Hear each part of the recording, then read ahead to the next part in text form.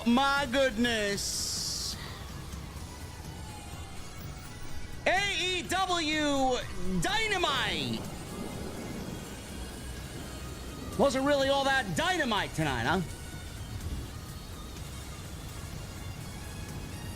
Bryan Danielson. Good old Bryan Danielson putting his career on the line at All In against Swerve Strickland for the AEW World Title.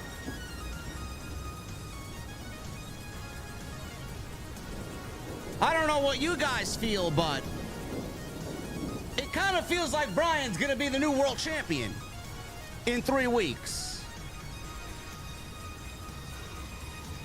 MJF and Will Ospreay, they continue their feud, which now involves Kyle Fletcher.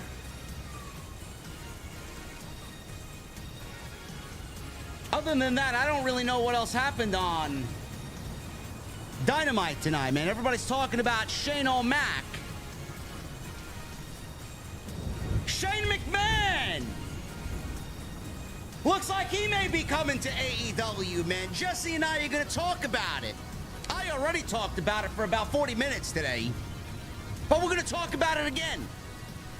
We're going to get his opinion on it. I want an opinion on my cold beverage when I get to the venue. What am I drinking tonight?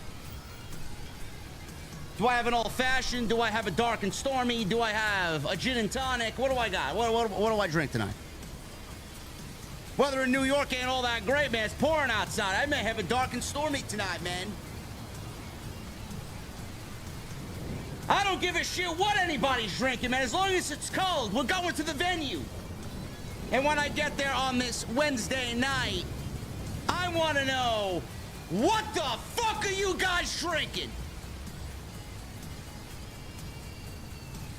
I'll see you over there.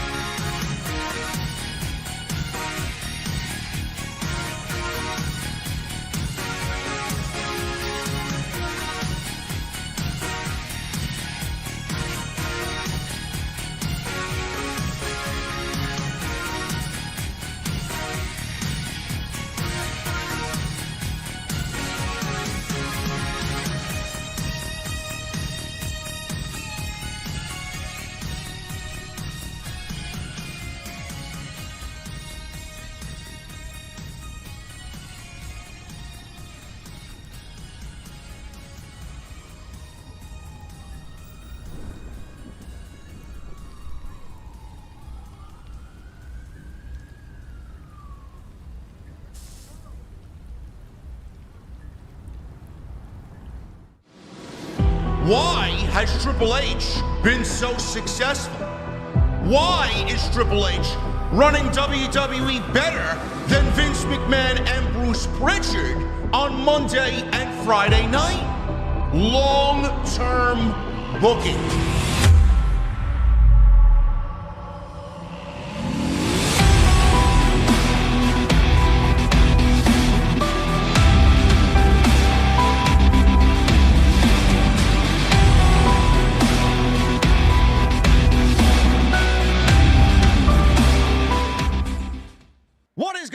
Thank you so very much for joining me right here on Off the Script. This is your AEW Dynamite post show for July 31st, 2024. I am your host, JD from New York, as always, coming to you live from the OTS venue. Thank you guys so very much for joining me on your Wednesday evening, wherever you may be. As always, joined by the Chi-Town Smark, Jesse himself. What is going on, brother? Not much, bro. What's going on with you, man? Not much, man. Not much. Wondering about Shane McMahon, bro. Shane-O. Shane O'Mac. You know, if we get Kurt Angle too, we can redo that King of the Ring match they had, bro. Oh, yeah. I mean, it's right up Tony Khan's wheelhouse. One of my favorite matches of all time. It's a great match. I don't want to see him wrestle, though. No. Nobody wants to see him wrestle. After he tore his quad or his whatever the fuck he tore at WrestleMania against the Miz of all people. Trying to stand up, you know. Yeah, no, thank you. No, thank you. Dynamite, man. I don't know what anybody else thought of tonight's show, man, but just like Raw, I was kind of bored. I'm not gonna be beating around the bush here, man. I'm not gonna lie to you guys. I was fucking bored tonight. I don't know. Yeah, you know, so I think what happens now going forward is we start judging the shows based on the quality of shows that we previously gotten. So if we want to put it up against those shows, it just wasn't up to par. No. But I don't want to call it a bad show because it wasn't a bad show, but I was just looking for more of what we got over the last few weeks, you know? Yeah, it wasn't a bad show. I would be a very dishonest podcaster if I had told you guys it was a bad show. It wasn't a bad show. It just didn't resonate with the level of excitement that we've gotten over the last 3 weeks, which I thought the last 3 weeks were, especially the first 2 weeks of the 3 were great. Blood and Guts was really good. And then coming out of that, you know, AEW's basically got a lot of the shit for All In, set in stone. We need to round out the rest of the card. I don't know what that's going to be looking like as we go into Wembley. But I was not really enthused about tonight's show. I felt it just lacked a little excitement. But they are continuing to build around what they've already established for All In, and I think that may be enough for Tony Khan. I think he's kind of spent all of his efforts on whatever he's got for the show, man. Anything else, it's a little bit too much for TK. Hey, man, maybe. Look, I'm a big believer in giving the benefit of the doubt. Maybe he has, you know, the next stretch of weeks planned out, and maybe this was the lull, all right? I mean, every week can't be a home run, all right? Singles and doubles exist for a reason, man.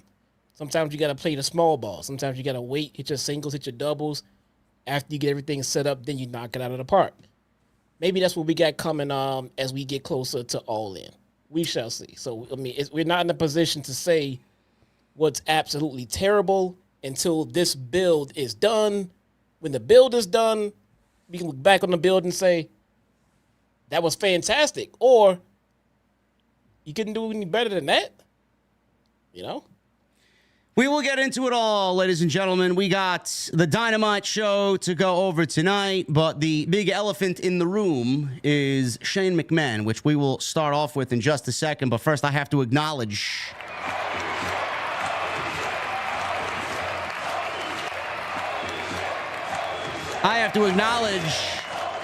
a Billy Bomb with a $100 super chat. He says, "What's up, OTS family? JD and Jesse finally got approved for both knee replacements after my tour of 406 in Iraq.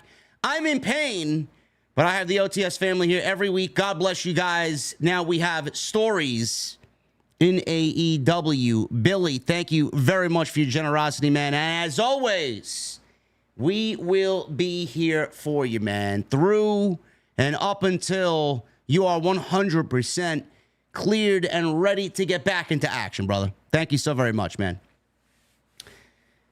Jesse, we're going to start with Shane McMahon. I want to get your opinion on this Shane O'Mac news that dropped today. We all woke up to it. And this is not the first time we're hearing about this rumor. Shane McMahon and the possibility of Shane McMahon joining AEW was all started by Conrad Thompson and Jim Ross, where Jim Ross said it's not that far-fetched to think Shane O'Mac could eventually land in AEW. Then we got, weeks after that statement was made on Grilling JR, his podcast, we got Mercedes Monee and Shane O'Mac running into each other at JFK Airport, right here in New York City, Forbidden Door weekend. And then the news and the rumors and the speculation kind of died down. And then all of a sudden last night, I'm browsing social media around I don't know, 1 o'clock, 2 o'clock in the morning, and we got Wrestle Talk and Sean Ross Sapp saying that there's something that may be dropping tomorrow as a collaborative effort between Wrestle Talk and Fightful that will be very divisive. And then we got John Alba out there. He is saying that it may break the internet for a little bit, and then Andrew Zarian's putting eyeball emojis, so something was clearly going on. We wake up this morning and we find out that Tony Khan had a private meeting with Shane McMahon. Pictures were floating around, or a picture. There are multiple pictures, which I did watch Wrestle Talk's podcast. God rest my fucking soul on that one. Holy shit. What a boring fucking show that is. I had to listen to these two geeks talk about the variety of pictures that were taken, but the one that was floating around is the one you guys saw on social media with Tony Khan looking back as somebody was barging on into this private meeting. And he was photographing both Tony Khan and Shane McMahon in the same photo. Private meeting at an Arlington airport, private little airport. And what was discussed, nobody knows. But Fightful has confirmed with sources that the meeting did take place with Tony Khan and Shane McMahon, discussing possibilities about moving forward with him in the company. Now, Sapp noted that Khan had been open to talking with McMahon for a while, but it's believed they'd never met or even spoken before the rumors about McMahon possibly joining AEW emerged recently. Khan said he would be very open to using Shane McMahon and has been saying this for several weeks now, and has also made it clear that he was open to the idea of talking to McMahon when people brought the topic up to him backstage. Those that Fightful spoke to on Tuesday had not been briefed on a meeting.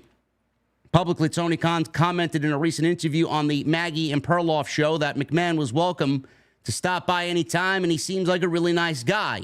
He also told Sports Illustrated that he's always welcome in AEW and that he has a lot of respect for Shane as an executive and a professional wrestler.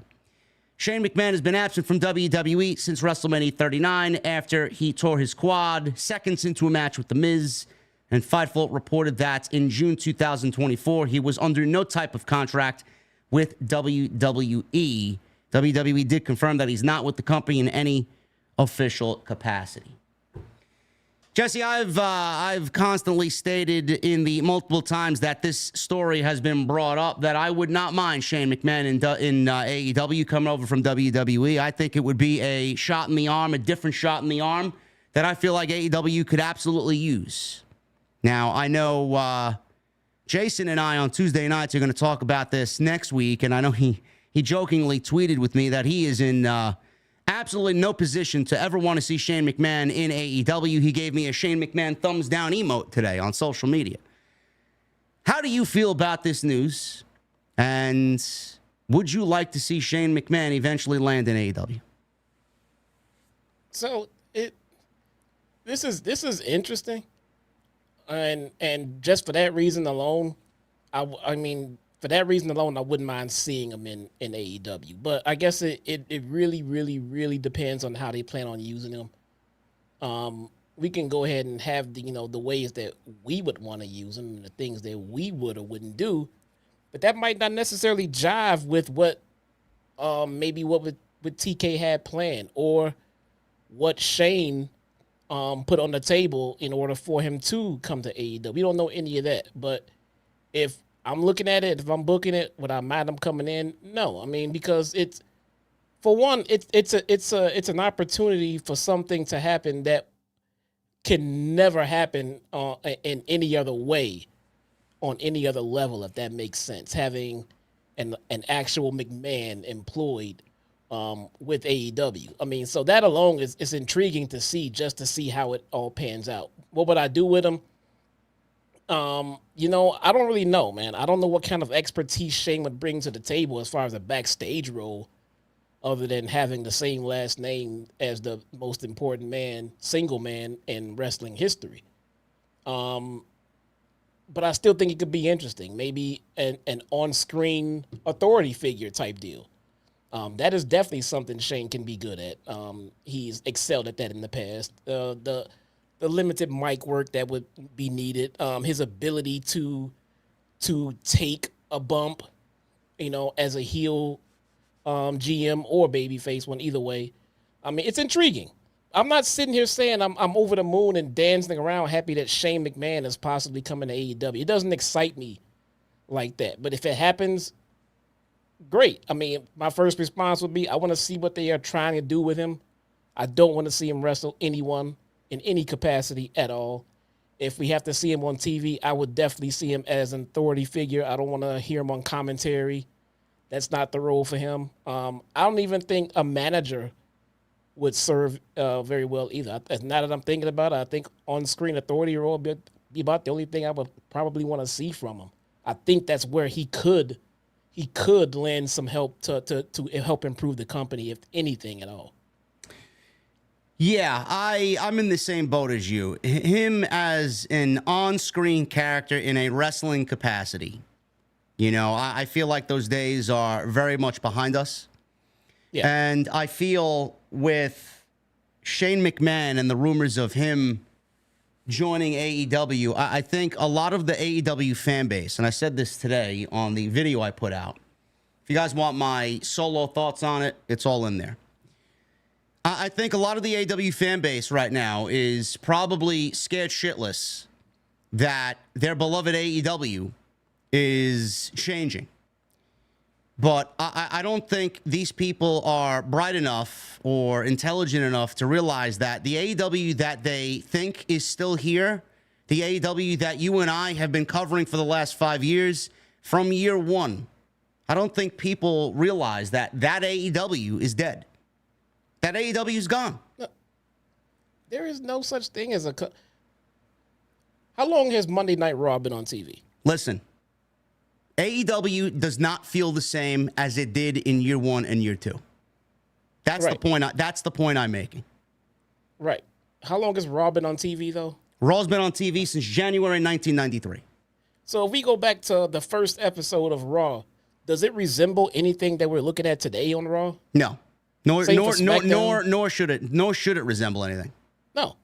Same for SmackDown. Remember the big fist and everything else, man, and the whole feel of the show and how wrestling heavy it was. The vision of the company, the vision of the show, from where they started out, AEW Dynamite. You and I very much know that it was a rebel company. They were going up against Vince. They weren't going up against Triple H.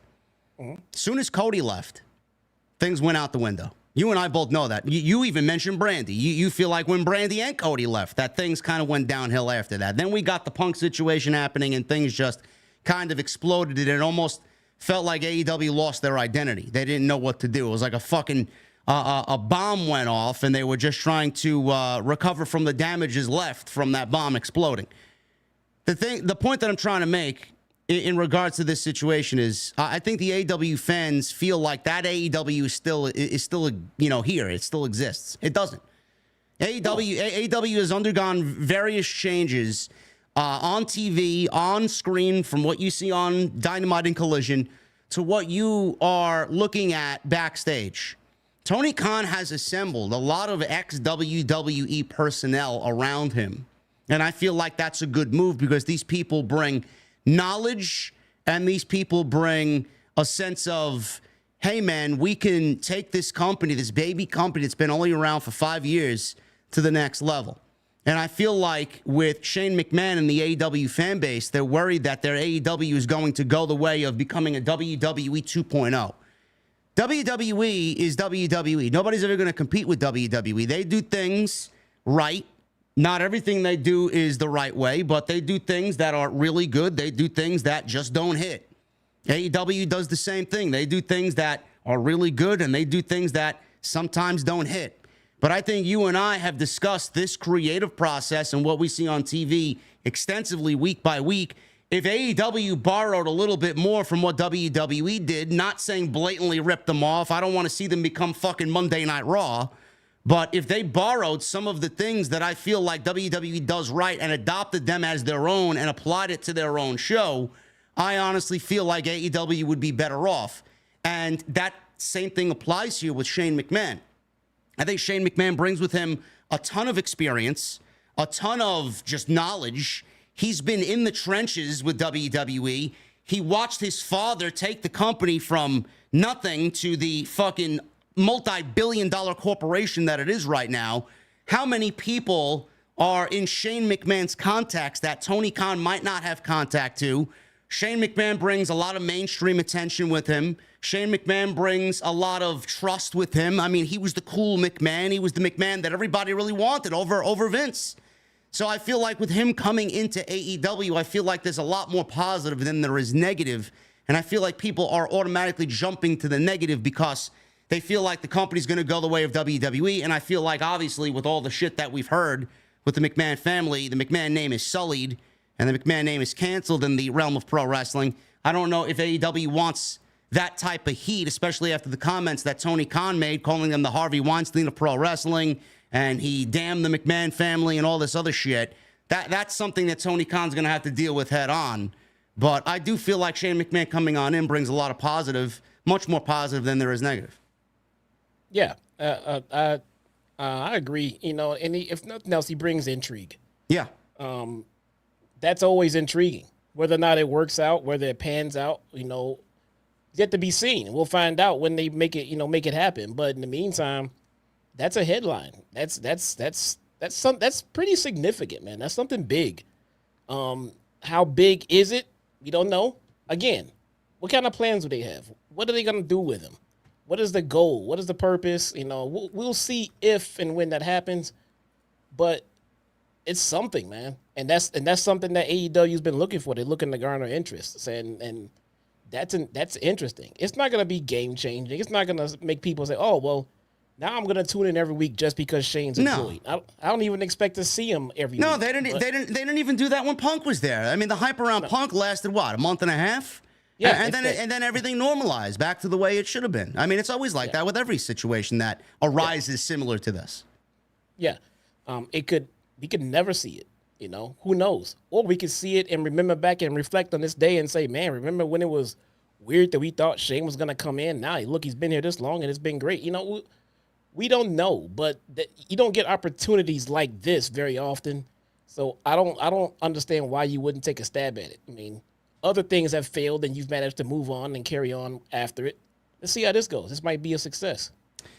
I feel like it could be a success. And I'm not saying Tony Khan should give over fucking creative to Shane McMahon. I mean, he doesn't have a great track record in regards to creative. I don't want him running any creative team.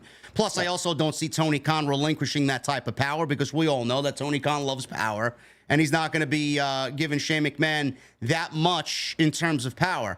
Tony Khan needs to put Shane McMahon in charge of a lot of little things that he himself should not have to worry about. Whatever those things are, that remains to be seen.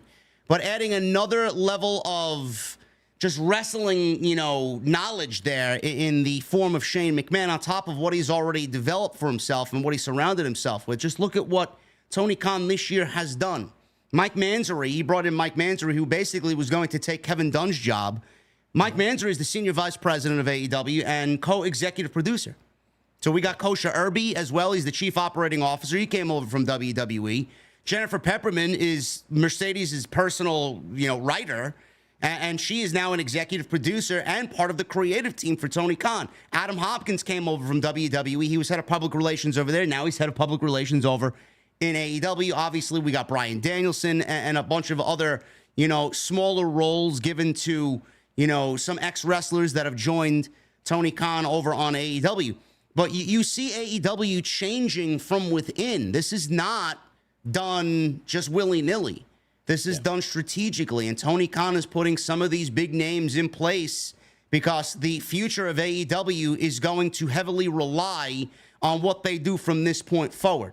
They have a TV rights deal coming up. I don't know when the exclusive window is actually up. I heard tomorrow. I heard 7 days. It's within the week. The exclusive window for them to negotiate with Warner Brothers is slowly closing. They need to make a deal, and it needs to be imminently. And that's the reason why you saw this picture today floating around on social media. A lot of people were liking me. I mean, even myself, I questioned, who the fuck took this picture?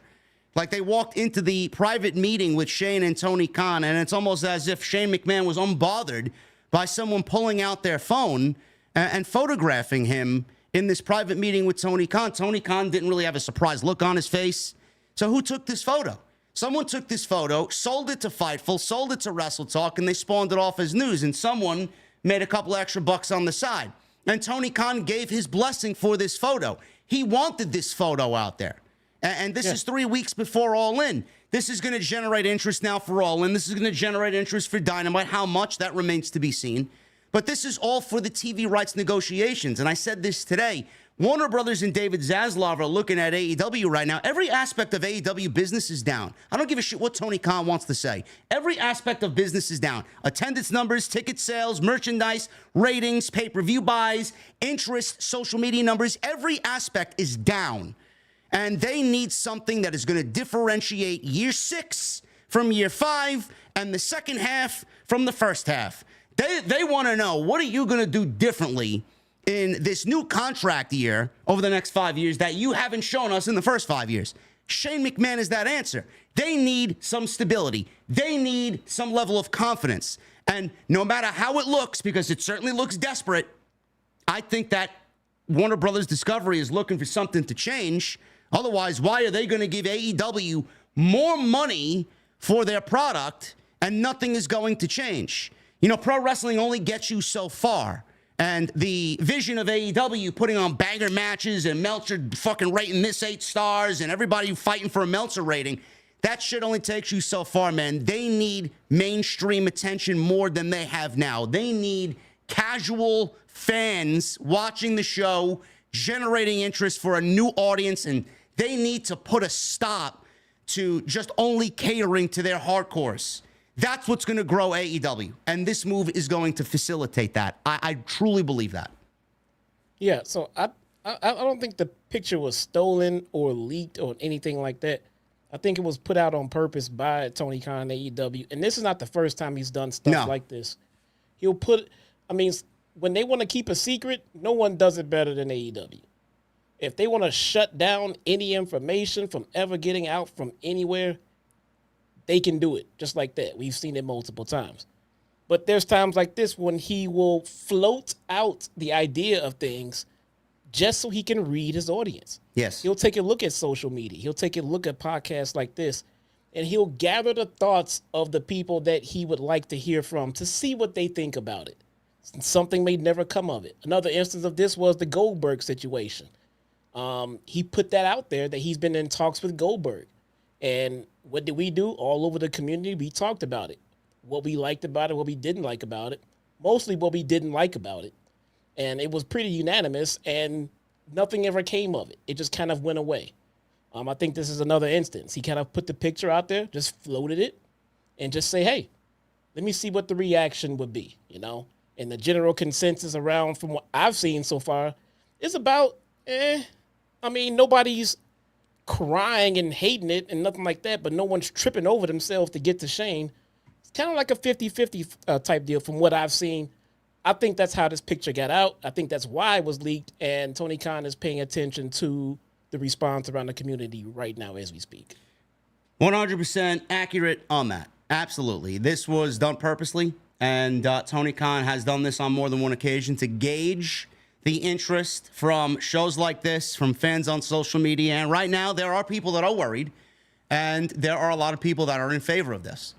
Now, the one thing that was raised was when and if. I believe it's a matter of when, because obviously this is something that was initially talked about months ago, and we're still talking about it now.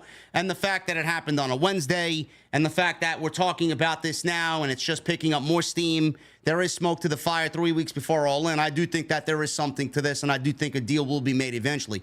When do we bring him in? I don't know. You could bring him in at All In. You can make the announcement the day of All In. I even said if they wanted to really ruffle WWE's feathers, they could announce it on Friday and steal some of WWE's thunder going into a major SummerSlam where we're going to see Roman Reigns return. And that show and everything surrounding that, they could steal some of WWE's thunder. They could do it for All In. They could do it when they sign the new TV rights deal and announce it the same day that that is announced in a major media conglomerate, announcing that and Shane McMahon at the same time. They could wait till the anniversary show in October for Shane McMahon to make his debut. I don't know. That's going to be up to Tony and Shane and AEW management on when they see it's best for Shane to show up on TV. Creatively, what do we do with him? A lot of people are wondering, what is he going to do? How is he going to fit into the AEW plans? I don't know how they are going to maneuver that, if they are going to maneuver that, but I honestly feel like, and Jesse and I talked about this, I even feel like Jason at one point and I on Tuesday nights talked about this as well.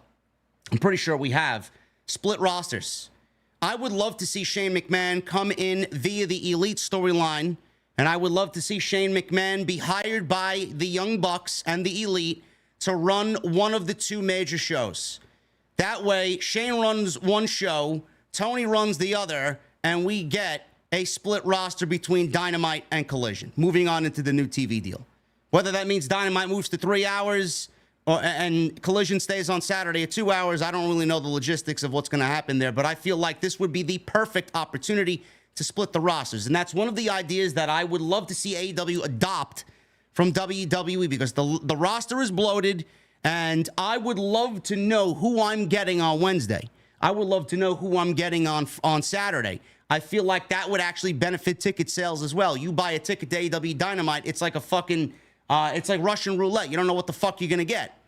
And I feel like that's going to help the show tremendously, and I feel like that's going to help everything as far as ticket sales and attendance and people's interest in the show. I would love to see that. Secondly, I feel like if they want to put Shane McMahon on TV, like Jesse said, a commissioner or someone that oversees one of the shows, maybe he comes on in and leads a faction of ex-WWE guys against Team AEW. I don't know. That could also be something that could captivate the audience. That would just kind of raise the questions of, oh, is AEW going WWE light, and here's WWE, or AEW rather, doing the NWO thing all over again and putting their own spin on it. That is a little bit of a up in the air situation. I would love to see him come on in and go and split the rosters and lead one show. That's the way I would do it. I think that's the perfect opportunity to just kind of advance the rosters and split them and make everything separate. I don't know how you feel about that, Jesse. That'd be an idea. I'd be a little careful with that, because the last thing I want to do is have something like that happen, and then everyone wants to compare what happens here to the invasion angle, which was one of the most, polarizing angles in the history of WWE. And that's exactly what they're going to do. So the moment you start splitting the company in that manner, this side versus this side, you get the invasion angle or the NWO angle, and either one is not something that you really want to be compared to. Shane McMahon did release a statement. I looked this up on Fightful thanks to Billy Sizane in the chat. He left a statement with Bully Ray. He says, Tony and I were connected through a mutual friend, and we had a great meeting. We talked about many things, but mostly about how our shared love for the business and the rewards and the challenges of working with family. I congratulated him on the 5-year anniversary of AEW and look forward to how he evolves the business moving forward. End quote. That's a very tame answer. It feels like he needed to put out a statement just for the sake of putting out a statement. Yeah, he said a whole lot of nothing. Right there. Yeah. So, don't know. He wants to see the business evolve. He's interested to see the business evolve through Tony Khan. Yeah. Yeah. Who knows what Shane McMahon's mentality is going into this? He obviously has pro wrestling in his blood. He wants to be in pro wrestling. He can't be in WWE because McMahon is not going to be allowed to work there anymore. They don't want anything to do with the McMahon family. And also with the rumors of him and Triple H butting heads and they don't get along, he's got no place in WWE anymore, and the McMahons don't own the company anymore. So where's he going to go? He wants to be in professional wrestling. And if he's going to be in professional wrestling, if it's not WWE, the only other alternative is AEW. And I feel like with what he brings to the table, like I previously mentioned, if he is somebody that Tony Khan can lean on and someone that Tony Khan can rely on with the level of expertise and the knowledge he brings to the table and what he's done with WWE, what he's seen his father do, no matter how much we hate the man, you got to give Vince credit. He created what the fuck we enjoy, basically. With what he has seen his father do, if Shane can give Tony an insight into a fucking tenth of that to make AEW better, this is a signing that could be on level with one of the biggest things that Tony Khan has done for AEW. That's the way I truly feel about it. And I'm not sitting here saying that Shane's gonna change the business. I'm not sitting here saying Shane's gonna increase the ratings to where they should be, get AEW closer to 1 million. But I feel like internally, to make AEW a better product, a more cohesive product, something that makes sense, I feel like he's going to make things better there with what he brings to the table. So, I'm in favor of this. And plus, like I said, Jesse, you know, he's not going to be able to clear his name in pro wrestling with WWE. You know, I firmly believe Shane despises his father.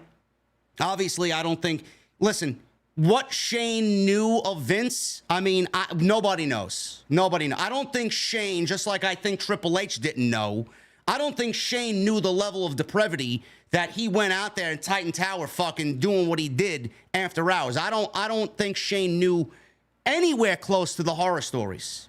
Did he know his father was a fucking, you know, pimp and he had multiple women and girlfriends and this and that and he liked to go out and fucking be amongst the ladies? Sure.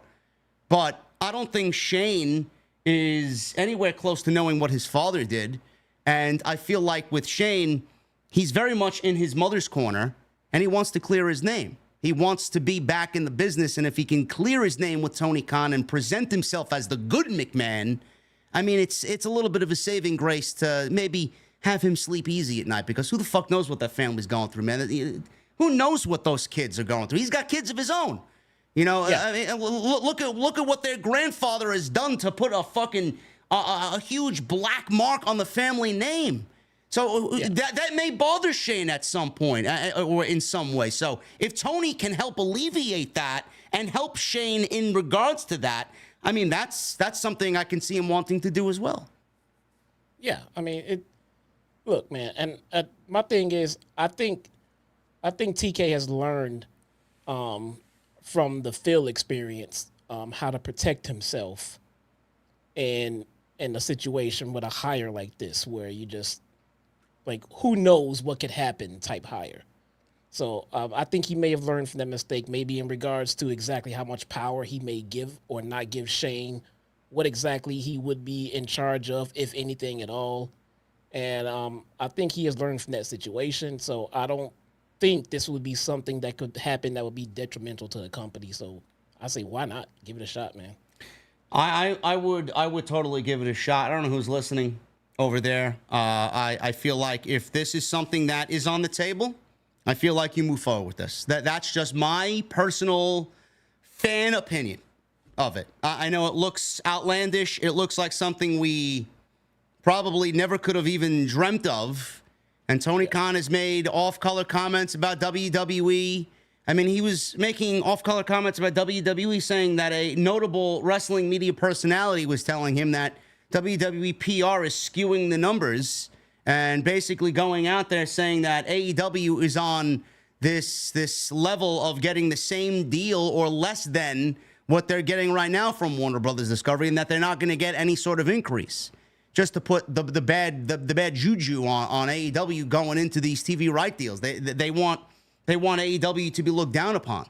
But that's been WWE does that to everybody. I mean, this is not the only company that they've done that to. They don't play well with others.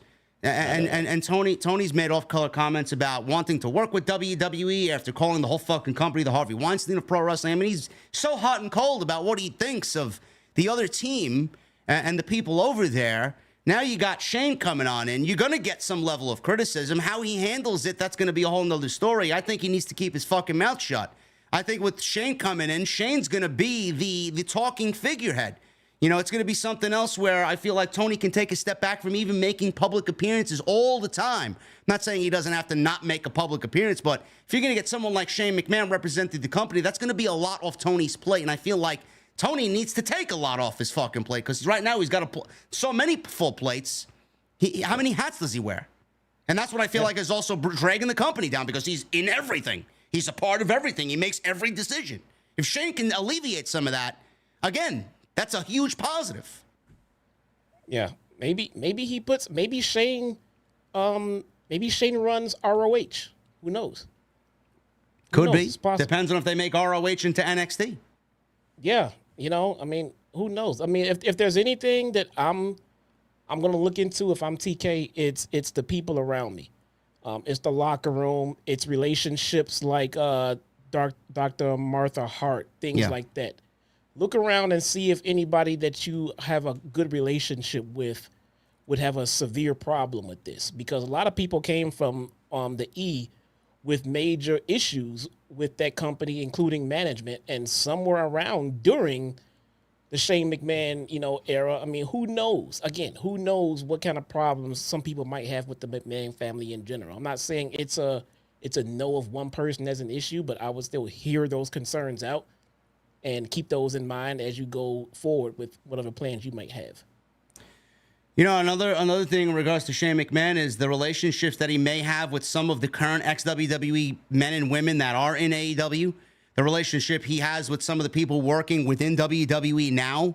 Again, like I said, Shane was the cool McMahon. A lot of people looked at Shane McMahon as the guy that potentially was going to end up running the company, and I think a lot of people were in favor of that. Obviously, it didn't go that way, but Shane McMahon coming on into AEW potentially could help relationships with current AEW talent that may be on the cusp of walking out of the company for whatever reason. He may be a bridge to keep those people there. He may be a bridge to help some people in WWE come on over to AEW because he offers that familiar feeling. That, you can't really put a price on that. And I feel like if he is going to be involved with management and someone from WWE who is on the cusp of maybe indecision about maybe I should stay, maybe I should go, and they see Shane McMahon over there, I mean that's a huge bridge. That's a comfortable bridge to walk on. And Shane's over there. Let me see what these guys have to offer. And if he's over there, it may give me a sense of familiarity that I might not have so bad of a change swapping companies from one to the other. So again, this to me, there's just a lot more positive than there is negative for Shane McMahon. And I see some people in the chat, no, I don't want to see him there. He booked himself to possibly win the Royal Rumble. Again, that was all speculation. We know exactly what happened there. I don't think Shane was going to win the Royal Rumble, but I do think that he made those decisions because he knew exactly what his father was doing, and that was the defiant act because he knew his father was doing wrong. And creatively, the fucking company was absolutely at their worst during that time. So Shane opted to be defiant, and it cost him his job there, and Vince fired him. So whatever happened during that time frame, nobody knows. Nobody truly knows what happened there. But no, Shane was not going to book himself to win the Royal Rumble. Give me a fucking break. You mean Vince was going to allow his son to win the Royal Rumble? Come on now. No. So Ricochet is trending, and I just put the link in the chat. Yep. You guys go ahead and enjoy. Oh, yeah, I seen that. Don't say I never gave you anything, chat. Enjoy. Yeah, I seen that today. Yeah. She's gonna burn social media down tonight. Yeah. Good God, dude. Yeah. Lucky man, huh? Oh, jeez.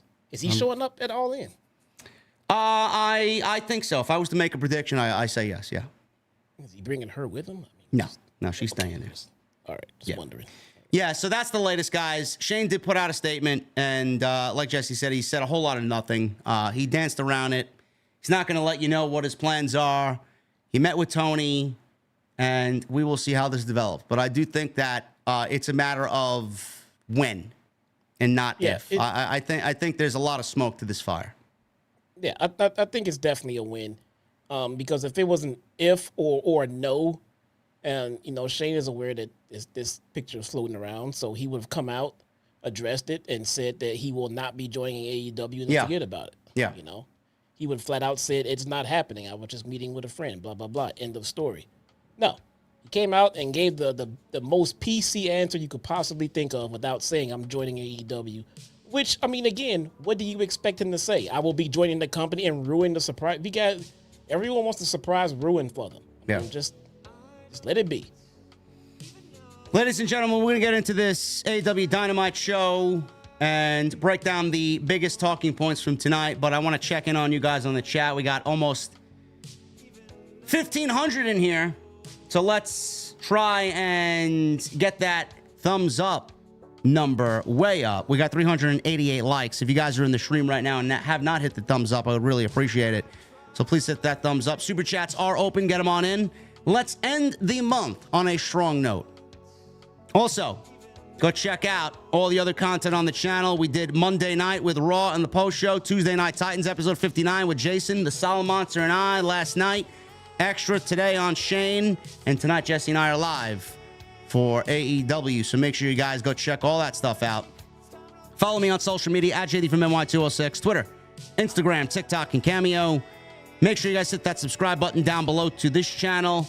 Make sure you guys go follow Jesse on YouTube as well.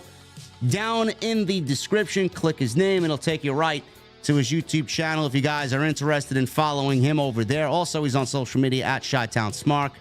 If you guys are on X, go and do that. And as always, channel memberships are also open. Get them on in. Love to see some new VIPs stroll on in right here on Off the Script. We start the show off with Mr. America, MJF, the new AEW American Champion. There was news, Jesse, that this title, we talked about it last week, that this title is merely a vehicle to get his heel act over going into foreign land against Will Ospreay, which is tremendous. I think it's working absolutely beautifully. Yes. So he starts the show off. And MJF, he's got this red jacket on. He's got an American flag patch. He's got his scarf. He's got his title. He's the American hero. That's the way he is depicting himself, the American hero. So MJF mocked a Southern accent. They were in South Carolina. And he is out there. He called Ospreay a redcoat terrorist. And he said he'd walk into enemy territory on Sunday, August 25th at Wembley Stadium and beat Will Ospreay again. He told the fans to show some decorum and rise to their feet for their American hero. He held up the American title, and Ospreay immediately interrupted. MJF bailed out of the ring as soon as Ospreay ran down the aisle and into the ring. MJF ran up the ramp. Ospreay told MJF to keep running because after what he said about his family last week, he's going to put him through more pain than he can possibly imagine. Said he's running around with the American Championship. He says he knows one thing about Yanks, which is they love the flag. He said not a single one of those fans in the crowd are acknowledging that title because a prick like you is holding it. He said last week he threw the international title in the garbage. He said there is lineage and prestige associated with that title, built by men like Pac, Orange Cassidy, John Moxley, Ray Phoenix, Roderick Strong, and obviously himself. He says they perform week after week for the fans, break their bodies for the fans. He said MJF isn't worthy of holding that title. So we got a nice little USA chant breaking out. Ospreay said he understands hometown pride. He said MJF doesn't represent the American spirit or the American work ethic. I don't know if we could really say that. I mean, when MJF gets in there, he does work. But how much work does he do on a weekly basis? I think that could be disputed. So he says when he comes to London, he will restore honor to the International Championship. MJF asked the fans if they like Ospreay. They shouted yes. He then called them disgusting turncoats. MJF says he has morals and lets his action do the talking rather than stand there in the ring and talk smack. He said he'll annihilate him in front of his crooked-teeth countrymen. He called Greenville a shithole, and then closed with everybody dies, which then ushered out Lance Archer, who made his way to the ring as he was going one-on-one with Will Ospreay in the opening match. Can you draw any comparisons to what we got in this segment to anything in pop culture today? I don't know. What happened to pop culture today? What happened? I don't know. Just any random comparisons to this, to what we have going on today. I don't know. Is it Trump related? I'm asking you. You tell me. I don't know. I haven't been paying attention. Oh, okay. Just wondering. Yeah. Move on. All right. No politics, huh? Nothing you want to add to the discussion based on politics? Absolutely not, brother. Okay. All right. MJF. The presentation of MJF, man. You know, I enjoyed MJF's babyface run for what it was. Obviously, we didn't think it was going to be that way forever, but you know, it is, you know, this is the second week now where I said this, and it's just nice to have him back the way he is, the way he should be. And I think that with what he's done with the American title, dropping the international title in the garbage, which we all know the American title is nothing more than a vehicle to get the maximum amount of heat going into Wembley Stadium against the hometown guy, Will Ospreay. I feel like with what we've seen right now from MJF, the title, the Mr. America shtick that he's doing and calling everybody turncoats that is against him, the feud with Ospreay that we're seeing and what it has evolved into coming out of the 60-minute classic that they had a couple of weeks ago, everything that these two guys are doing, bro, going into Wembley, I honestly feel like it has been booked perfectly. I have zero complaints about what's going on here. And I hope everybody understands why you got the 60-minute match and what followed the 60-minute match. And now everything that's coming together, bro, it's going to make the second match even better than what we saw 2 weeks ago. Yeah, so, I mean, I found a fantastic little coincidence that, you know, a couple of weeks after, you know, I personally brought up how AEW was lacking a major heel in the company. I mean, they were just lacking a major heel. We were having a hard time finding who the number one heel was. We were looking at Christian, and he's not even technically at the top of the card. And they did the smartest thing I could think of and turned their best heel again. And it'll take a little bit for it to sink in. He's trying, but there's no better heel in this industry right now than MJF. No. I mean, and I can see and I can agree that sometimes it does come off as a little bit of cheap heat, but that's also a part of MJF. I mean, he knows it's cheap heat, but he just doesn't give a shit. I mean, I like MJF as the Slim Shady of wrestling, dude. He just does not give a shit. He's gonna say it anyway, and if you don't like it, he doesn't give a shit. And you're not going to do anything about it. You're not going to take him off TV. You're not going to punish him. You're not going to suspend him. You're going to put him right back on the TV because that's what the people want to fucking see. And that's why we like MJF. We got this match between Lance Archer and Will Ospreay, and this was actually pretty decent. This was a very good match to open, to kind of forward the story where everybody's going into All In here, Ospreay and MJF, and the story that is surrounding them. Lance Archer is always a formidable opponent. He hasn't won many matches. He's merely used in situations like this to put everybody else over. But it did come off as Ospreay was fighting from behind, and he had to overcome this large man in Lance Archer, and that's exactly what he did. This was a very good match. There was nice chemistry here between these two. He got chokeslammed off the top rope going into a commercial break. We come back from break. Ospreay flipped out of a chokeslam. He hit a hook kick, tried for the Os cutter, leapt right into a black hole slam from Archer. Archer goes for recovery, only gets a 2 count. Big time spine buster, and Ospreay barely got a shoulder up off of the spine buster from Lance Archer. So a thrust kick from Ospreay. Archer no-sold it, ran full steam. Ospreay hit a standing Spanish fly on Lance Archer. So Archer then gets up and violently stomped down Ospreay out of the corner. He was crotched in the ropes. Archer wanted a big avalanche chokeslam. Ospreay countered into a Spanish fly and then followed with an Os cutter. He then wanted a hidden blade, but was turned inside out with a huge lariat from Lance Archer. Step up corner knee from Lance Archer, who looked for his blackout finish, but Ospreay spun into a DDT, nailed it, diving hidden blade. Archer kicked out at a 1. Ospreay dropped the elbow pad and hit another hidden blade, more vicious than the first one. 1, 2, 3, and Will Ospreay beats big Lance Archer here. Right after the match is over, MJF got involved again. He jumped Ospreay. He put the Dynamite diamond ring on and made a fist. All of a sudden, Kyle Fletcher comes out and makes the save. Kyle Fletcher is one of Ospreay's best friends. Fletcher asked for a mic after MJF once again fled up the stage. Don Callis was with Fletcher in the ring. Fletcher told Callis that this is his best friend and he needs to be there for him even if he's not in the Don Callis family anymore. Because if you guys remember a few weeks back, Will Ospreay said he doesn't want to be a part of the Don Callis family anymore. And Don Callis, wished him well and then gave this really, I would say, untrustworthy look. You never trust Don Callis. We also saw Don Callis immediately after Ospreay left the family go and try and recruit Roosh for whatever reason as a possible replacement. So we don't know where the story's going since then because we haven't really been given much of anything. But Fletcher wants to help Ospreay, even though he's not in the family. He tells MJF, I'm your karma coming to bite you in the ass. And he says he knows MJF doesn't give a damn about America because he's only in it for himself. He said when he was 8 years old wrestling couch pillows, he dreamed of coming to America because this is where the best wrestle.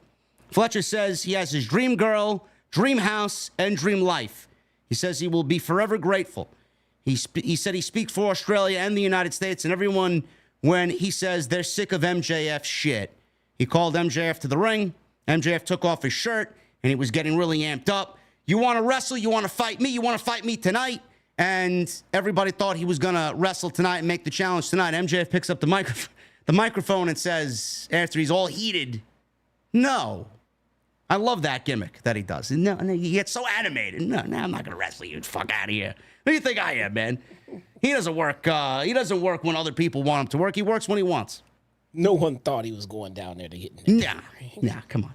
He told Ospreay he doesn't call the shots around here. Well, he told Fletcher, rather, he doesn't call the shots around here. Nobody punches an American hero in the face and gets away with it.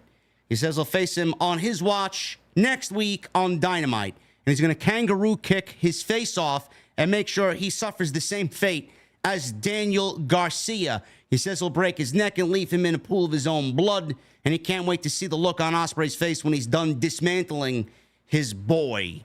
You can thank me later. This was great. I thought the match, the promo from MJF was on par with what you know of MJF. Great stuff. Match with Ospreay and Lance Archer, very good stuff. The promo from Fletcher was heated and it fit the moment. So he did great there. And then we got the match for next week, which sets the table for MJF to take out one of Ospreay's best friends, which is going to add another level of heat to the Ospreay MJF match at all. And like I said, Jesse, everything has been booked perfectly. No complaints from the opening 30 minutes of this show. Well, now I'm gonna feel like a dick because I have a complaint. So I don't feel like this Fletcher just remarkable face turn out of nowhere made any fucking sense. I think they could have given us a little bit more of a build up to it. I'm gonna compare it to, I mean, it didn't have to be as lengthy or as elaborate as this, but I compare it to Otis leaving Chad Gable. I mean, when we had that separation with Ospreay and the Callis family, we did see like that confused look with Fletcher, but he left with Callis. I don't think it would have been a terrible idea to have in these few weeks between that and what we got tonight, a few instances of Don Callis giving Fletcher orders that necessarily might not vibe with what he wanted to do as it pertained to, Ospreay, and then all of a sudden he goes and does it because he's with the Callis family and build that up to, you know what, this is my fucking friend. I'm going back out there. And it would have given this moment a little bit more like, hey, he finally did what was right. He was conflicted for the last few weeks, but now all of a sudden, yeah, boom, he wants to help his buddy because that's his buddy. It just kind of came out of nowhere. Yeah. I mean, so that would be the only thing for me. I think, and if nothing else, it gives Kyle Fletcher more TV time. Hey, take it from the learning tree, all right? There's more time right there. Put him on TV and have Callis, maybe Ospreay is in the ring and he could use some assistance, and Callis and Fletcher are watching in the back, and Callis goes to help, and then Don goes, no. Nope. His business now. We're not going. So he doesn't go. Every other week, third week up, he doesn't help when he could have. And now all of a sudden this week, fuck that, I'm helping. He's my fucking friend. Moment. Boom. Now I want to see this match with him and MJF, you know what I'm saying? But look, that's just me. It just would have made this moment a little bit more impactful, all right? I agree with you. I feel like these types of moments that don't have any build-up is one of the things that AEW suffers from, and they have a struggle in telling that part of the story. It's almost as if they skipped several pages in the chapter and they automatically go to the end of the chapter. Yes. I agree with you 100%. If we saw, and again, I don't know who's listening in AEW, but Jesse makes a great point. Whether you like him or not, he makes a great point. There was no build-up to this out of nowhere babyface turn, no matter if it's temporary or not, for Kyle Fletcher. He's obviously associated with Will Ospreay, and the feeling of it just happening is very blatant. It's right in your face. There was no buildup up until this moment. We didn't see backstage segments with Kyle Fletcher watching MJF tear down Will Ospreay. We didn't see a camera shot backstage when Kyle Fletcher was showing his support for Will Ospreay when he was on the microphone. We didn't see, I mean, we should have saw a clear shot of Kyle Fletcher last week when MJF dumped the fucking title in the trash. And him looking over at Don Callis saying, listen, man, I got to do something about this. This is my best friend. He's treating my best friend like shit. You know, a couple weeks, even just a couple weeks to build to what we saw tonight to lead up to him actually coming out there to defend Will Ospreay would have meant the world. But we just got it like that, and there was no prior buildup. So I agree with you, man. Absolutely. Yeah. I noticed it right away when the buildup that we got was commentary telling us right before it happened that Kyle Fletcher was his best friend. And I'm like, okay, well, and then right away Kyle Fletcher gets in the ring with the mic. I was like, he's my best friend. I'm like, well, okay, we've known that for about 15 seconds. You know, in relation to what's currently going on, they could have expanded on that long before this. They gotta tell that story in length as opposed to just now this is happening. You know, but other than that, I like the energy that Fletcher gave. And Fletcher and MJF is gonna have a fantastic fucking match too. So, I like the story. I like the end result. I mean, I'm like you. I just felt instead of telling the story of us getting there, we got a cutaway and an instant transport as opposed to something that could have given us a little bit more feels. Even if this is, like you say, even if this is a ruse and Fletcher ends up turning on Ospreay, still, it would make that even better when that happens because we fell for it. You know, he took us for a ride. He took us for an emotional ride. We fell for it, and now we hate Fletcher even more. So there's just a lot more story that could have been told in that scenario. I agree, but I'm looking forward to the match next week, and I feel like having MJF go and battle one of Ospreay's best friends in the time between now and All In, it works. I just wish there was a little bit more build-up to get into next week's match. Alex Marvez interviewed Jericho, Big Bill, and Bryan Keith, the Bad Apple, backstage. Oh, God. Bill presented Jericho a cake that celebrated Jericho's 102 days as FTW champion. Hi, guys, said Jericho. He says there's never been a cake in pro wrestling that didn't end up smashed in someone's face. That is a shoot. He said Shibata is all alone since there's no Samoa Joe or Hook anymore.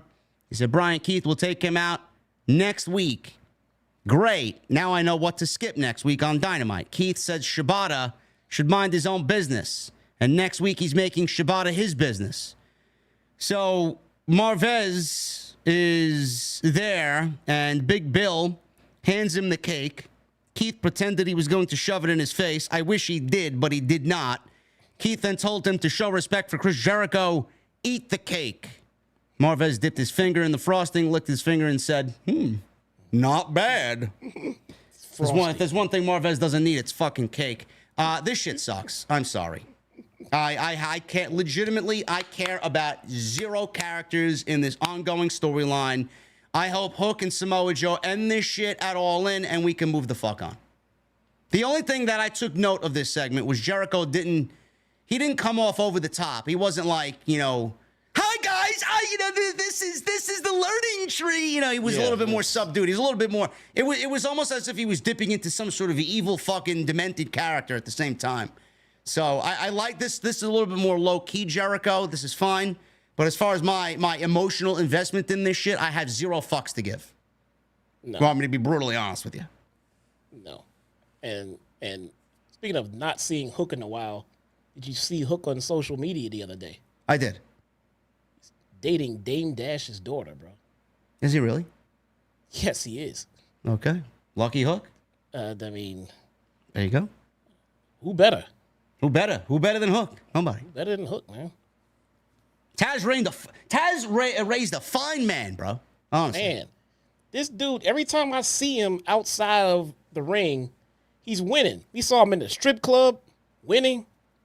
And now he's hanging out with Dame Dash, rolling a joint, bro. Yeah. Bro, come on. Not Dame Dash. Dame Dash's daughter, but come on, man. Well, he's probably done that, too? Yeah, probably. He's hanging out with Dad, too. Willow Nightingale. She is the CMLL Women's Champion. And she went one-on-one with Chris Cake Statlander. Tony Brown, I know you're enjoying this segment. Thicker? Who? What? Bro, listen. I'm gonna have to ask you to get your mind out of the gutter, bro. I can't continue the show, man, with you in this mental state. I will do no such thing, and apparently neither will you. We love Statlander. Man. This match went 10 minutes. I don't know how you felt about this, Jesse. Before I get into the breakdown of what happened here and how Willow lost this match, I just felt like there was no heat to this. Did you feel that same way? Dude, bro, I'm just over Statlander and Willow. Yeah. And that's just it. And I hate going into this because I've been praising the women's division in AEW. I've always been a big Statlander fan, and I'm pushing for her to succeed on this heel run. But this Willow shit just needs to end, okay? It's going nowhere. She's not coming off as vicious enough as she needs. I mean, she's just not doing it. I mean, going ahead and whacking her with a chair after the match, that's not it, all right? She needs to be a heel. That's just not it. I love Stokely. I love everything about Stokely, and he is more of the for lack of a better term, comic relief of the duo. But maybe his comedy stick is holding her back. I don't know, but at the same time, she's not doing anything to be a real fucking heel. I'm waiting for her to be a real fucking bitch here, dude. And just hitting someone with a chair at the end of the match is just not fucking it.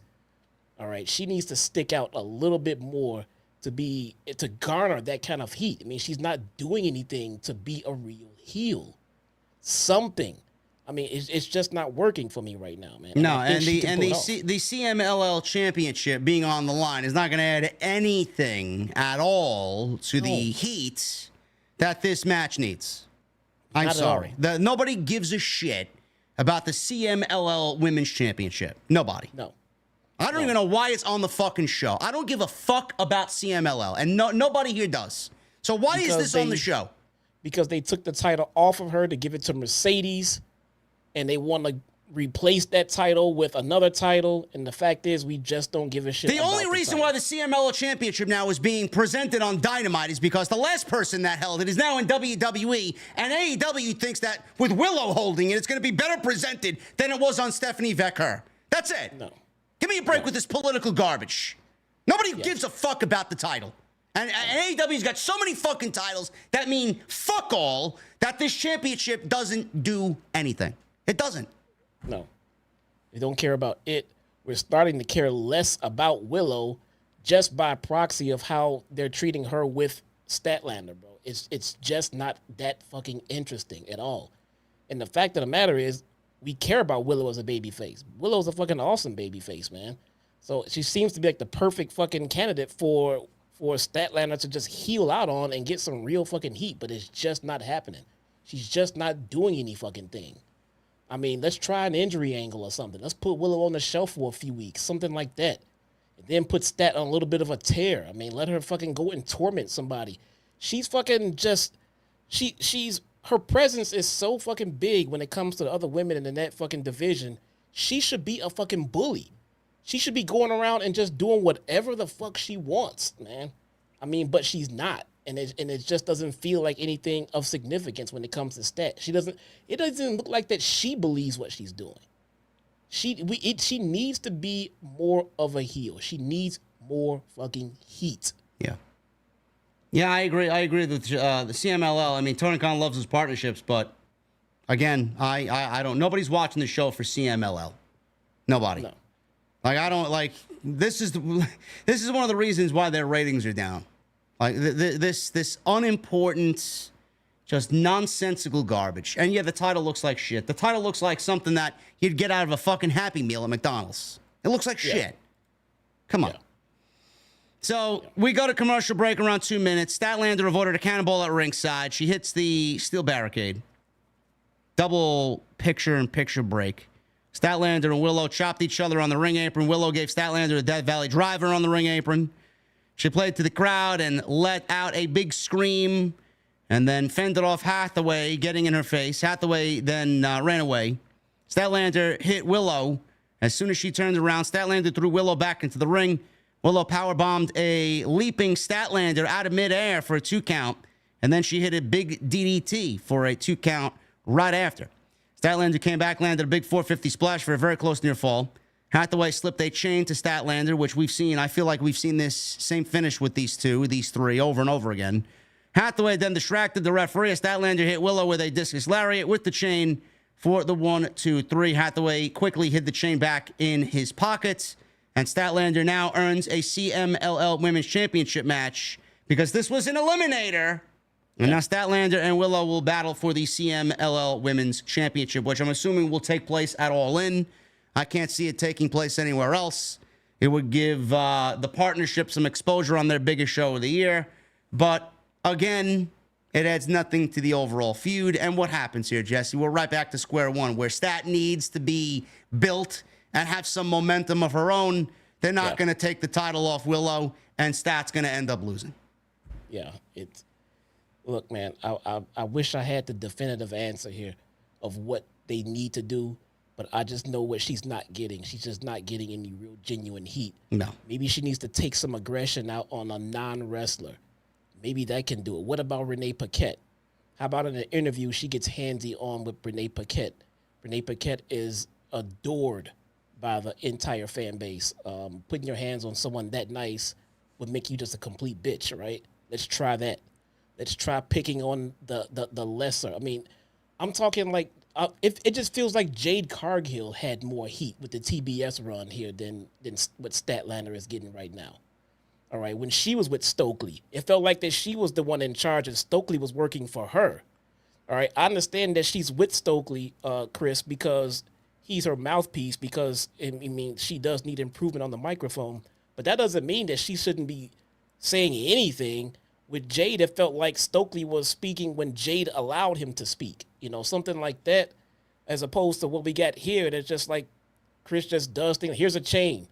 Okay, use the chain. Now hit her with the chair. Hit her with the chair. See, I'm a heel. You're not doing anything of importance, and you're still messing around with Willow. We got to do something different, and it needs to be significant, and it needs to get some genuine heat. You hear that, AEW? Please. Hopefully somebody's listening over there, man. What is this? I love Statlander. I've said this multiple times. I think this is the summer of the women in AEW, and I think we're getting there. But I think how they treat Statlander is a big part of that to help make a new star. When you get Britt Baker back, you get Jamie Hayter coming back soon, you got Mercedes out there.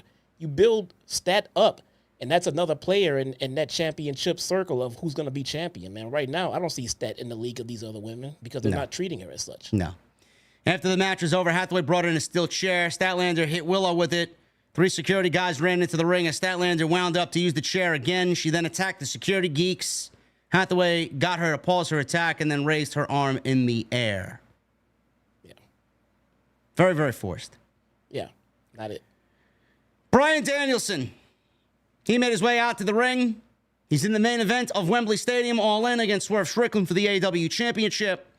And he is out there in Greenville, South Carolina. Says he's very lucky to be here, and he's been very lucky in his career. He says it's true what they say about not knowing it's good old days until they're almost gone. He says there's time to talk about 2 things right now, present and promises. He said he was forced to retire. When he was forced to retire, he came back, and now he's able to be present. He said when he came back, he appreciated it more and was able to appreciate it and be present in the good old days. He says the last 3 years in AEW have been his favorite in his career. He says he was present for those yes chants. We got a big yes chant, big thank you, Bryan chant. He soaked it in. He felt the mana. He showed the goosebumps on his arm. So not only does The Rock have the mana, bro, Bryan Danielson feels the mana as well. Oh, yeah, man.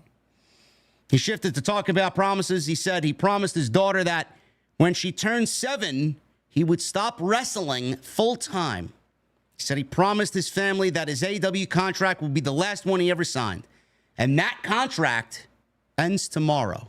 So right now, in 7 minutes, Bryan Danielson is a free agent. That's what he means. Free agent going nowhere. Going nowhere.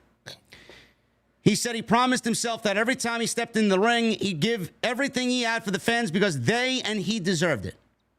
Danielson said when he came to AEW, he said he'd do two things, kick people's heads in and win the AEW World title. He said over the last 3 years, he kicked a lot of people's heads in, but he hasn't won the AEW World title yet. He said this will be his last shot at the title, and it's at AEW's biggest show of the year. He says there are doctors telling him not to wrestle, and his family doesn't want him to wrestle, but he will be present for that moment at Wembley and give fans 100%. He added that 101% isn't possible. He says that he will go all in with his body, mind, and soul. At that point, Swerve Strickland interrupted. Swerve and Prince Nana came out, and Swerve gets into the ring with chants of Swerve's house. He expressed respect for Bryan Danielson and said he'd be rooting for him under any other circumstances so he could win and have his moment. But this is Swerve Strickland's time. He says he's so ahead of his time that in 10 years, people are going to want to press rewind. He said Danielson was going to kick everyone's head in and win the AEW World title. I guess you couldn't handle it when they started kicking back. He says this isn't an achievement award that he gets after 25 years of service. He said the belt shows everyone that he is the best in the world today. Swerve says Bryan lost to Ospreay. He got hurt, where Ospreay challenged him, and he beat Will Ospreay. He then said he led Team AEW against the Elite, and they won blood and guts. He says it all in last year, he competed and won, whereas Danielson was too broken to even get a flight to London. Maybe your body can't handle the pressure of being a champion. He says he had a promise for Danielson. He promised him that he's the most dangerous man in AEW, and he won't walk out of All In as champion. He said when he's done with him, Danielson might not ever walk again. Swerve turned to leave. Danielson then said, Swerve, I got one more promise for you. I promise if I don't win the AEW World Championship, I will never wrestle again. Swerve smiled. He looked right at Bryan. Danielson said, your title against my career at All In. He offered Swerve a handshake. Swerve shook it, smiled, and then said, it's very noble of you, Bryan, but don't keep that promise to me. Keep it with your family. This was a great segment, number one. Number two, this already felt like a mega main event to me anyway. I don't know how anybody else felt, but now this feels like an even more epic main event at Wembley Stadium. And three, we all knew Bryan was going to really slow it down this year, Jesse. And this has really thrown a wrench into the creative. I don't think this is as predictable as people are expecting, honestly. And Jason and I, Solid Monster and I, talked about this last night on Tuesday Night Titans, episode 59. I felt, last week I even said it, you guys can go back and listen to me, I felt like Swerve should win this match. I felt like Swerve taking the title off of him is not a good move right now. I think right now he's just finally starting to get that momentum. It's starting to legitimately feel like a world championship title reign. In the first beginning stages of it, it did not. I don't know what the fuck they were doing. Now they righted the ship, and Swerve feels so much better than he did 2 months ago. Absolutely. I don't know if taking the belt off of him is the right move. But with what Solid Monster and I talked about last night, AEW has this thing where the world champion holds the belt for X amount of time and nothing happens in between to throw a wrench into those plans. If they wanted to take the belt off Swerve at All In for Bryan Danielson to give him the title as a thank you, I would not be opposed to it. I would not. Because keep in mind, Wrestle Dream is taking place in Tacoma, Washington.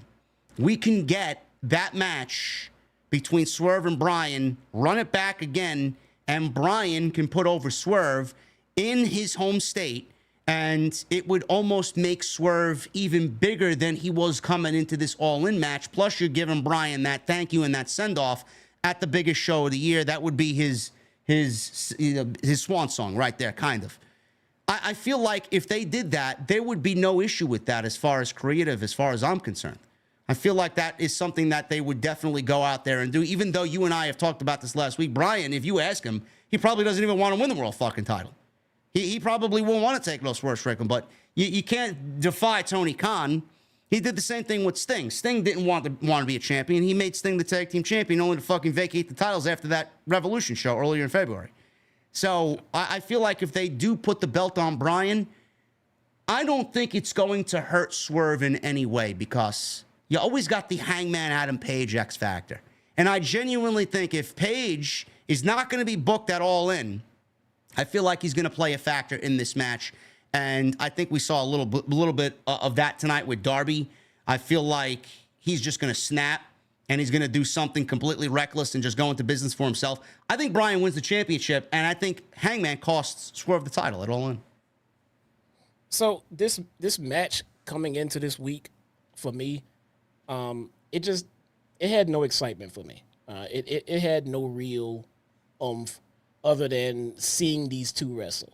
And that's all I took it as. I mean, what else was there to even consider about the feud? That was just it. I think this does throw an extremely interesting monkey wrench into this match. Extremely. Because for all intents and purposes, Bryan said that he promised that he would not sign another full-time deal. All right. He also, I don't want to cut you off, but he also said in this very promo that he would be winding down his wrestling career as a full-time performer. He never mentioned anything about retiring. Correct. Absolutely correct. He never once mentioned anything of the sort. And a part-time champion is nothing of nothing new around the community. So he could easily win this title and still go down to part-time and still honor all sides of everything that he promised. All right. But then there's the Swerve factor. When Swerve became champion, there was the fear that he was going to fall under the category of all other champions that had a fantastic chase, but then when they got the title, they did nothing of interest. And it certainly started off that way for Swerve. But collectively, over the last few weeks, Swerve has been booked like an absolute beast, all right? And like a monster and like a true, legit world champion. They've been treating him as such. He's been coming off as such. And there was nothing short of that also in this promo here tonight. So what do we do at All In as it comes to that match? And for me, that's why this is extremely interesting, because I can see this going both ways. Bryan can lose that match and still work behind the scenes and still, not really. He said his career, right? He said his career. Well, he has been softening the blow for. He's told us a long time ago that he was going to be done in 2024. Actually, he told us May. So we don't know what exactly Bryan's planning on doing. We've been hearing the rumors over the last few weeks that he's just not doing well overall and that he needs to legit probably stop wrestling, okay? We don't know what that means, though. We have no idea what he's dealing with. We don't know, but we also know we've been on a very long journey with Bryan Danielson and his health. When he came out to this ring tonight, I'm like, are we going to do one of these speeches again, bro? I mean, you just feel like the guy is on borrowed time when it comes to his health. That's just the feeling that I've been getting. So if he had to up and say that I'm retiring at All In, it wouldn't shock me. It wouldn't shock me. We've all known about his struggles with his concussions, with his neck, with everything. The guy's he's been going hard in the paint for an extremely long time with no sense of slowing down unless his body slows him down. And it feels like his body might be calling it. So I don't know which way they're going to go with this. I don't know if Bryan's actually legit looking to retire or wind down and do a little bit more down the road. That's what makes this match extremely interesting, man. Yeah, this is a good interesting because I feel like sometimes AEW comes off very predictable. And this is something that I can't really call, and I appreciate that. And I'm very much looking forward to now this match more than I was coming into this show tonight. So I don't see Bryan retiring, and I don't know what he's dealing with, and I don't know what is ailing him. But that didn't stop AEW from booking him in a match next week. He's wrestling Jeff Jarrett next week after Jarrett was the one who kind of amped him up to cut this promo tonight. And Bryan, with him putting the career on the line, his career on the line against Swerve's title, Jarrett's like, that's the way you go all in. And Bryan's like, you want me to go all in? Let's do it next week. And he's wrestling Jarrett next week. So, I mean, how bad is he? If he's wrestling, I read last night. Jason and I legitimately read a report that AEW is going to keep him out of the ring until All In, and here we are. He's wrestling Jarrett next week. Why? Next week, maybe because he wants to, maybe because Bryan wants to. If this is the end, we know Bryan wants to do nothing more than wrestle. So if he wants to get in the ring with an extreme veteran like Jeff Jarrett as one of his farewells, I don't see why he wouldn't. Jeff Jarrett's gonna be fucking extra fucking safe. He's not in dangerous hands working with Jeff Jarrett in a match on TV. So, I don't know, man. This could be it. He could be winding it down. Even if he wins, it feels like he's still winding it down. I don't think Bryan's gonna be a full-time competitor for very much longer, man. Now, Bryan wins the World Championship at All In. I don't think he defends the title at All Out. It doesn't need to be defended at All Out. I think they could get away with that and have him miss that show that literally happens in 2 weeks following All In. Yeah. Darby Allin, he won the Royal Rampage last week on Rampage. He's the #1 contender de facto for the AEW World Championship. That match, he's getting that match at Grand Slam at Arthur Ashe Stadium on Dynamite at the end of September. Now, that may throw the predictable card on the Jack Perry TNT title match that is scheduled between Darby and Jack Perry at All In. Now, I mean, Darby could win the TNT title. I don't think he does, and then challenge for the World Championship, but I don't think that's going to happen. But if Swerve and Darby is the plan there, we've seen that done. We've been there, done that. I'm not really clamoring or itching to see that. Now, if Bryan wins the World Championship, and we get Darby versus Bryan, that match I don't think has been done in AEW. So I think that would be I think it would be a much more intriguing match for them to do. And I think it fits the Grand Slam build there for New York City. Again, I don't know which way they go. They got a bunch of different variables, a bunch of different ways they could go. It's nothing that's uber serious. This is a good problem for AEW to have. But again, I'm predicting here that Hangman costs Swerve the title. When that match takes place, that I don't know. That's the only part of this I don't know. Do they do that at All Out? Do they wait for Swerve to win the championship back and then Hangman gets the match with Swerve and they fucking do a call back at Full Gear and they run it back 1 year later for the World Championship? Again, I don't know. So that's the only part of it I'm really kind of confused by.